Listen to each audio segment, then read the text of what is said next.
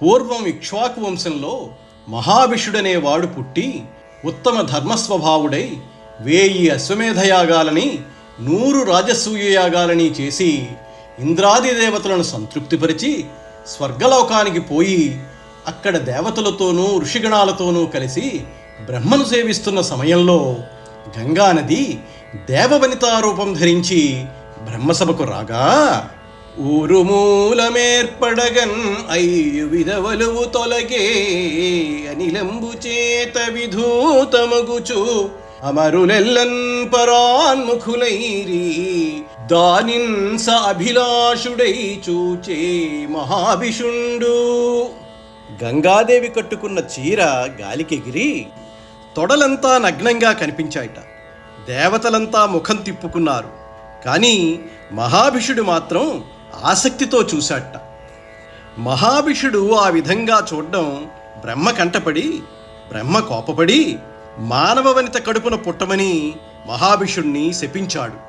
అప్పుడు మహాభిషుడు తన తప్పు తెలుసుకుని భయపడుతూ చేతులు రెండూ జోడించి బ్రహ్మగారితో, మత్యలోకమ్మున రాజర్షివరులలోన పుణ్యచరిత్రుండు ప్రతీపుండ కావున వానికి పుత్రుండునై జన్మించెదను ఉరుళయందు జనింపనోవనని కమలభవున అనుమతంబువడసే గంగయూవం మహావిషుని మహానుభావంబున రూప సౌందర్యంబులను తన యందుల అభిలాషయూ ఎరింగి తానునో మనోజబాణబాధితి అయి వానిని తలంచుచు మత్యలోకమ్మునకు వచ్చినది ఎదురా.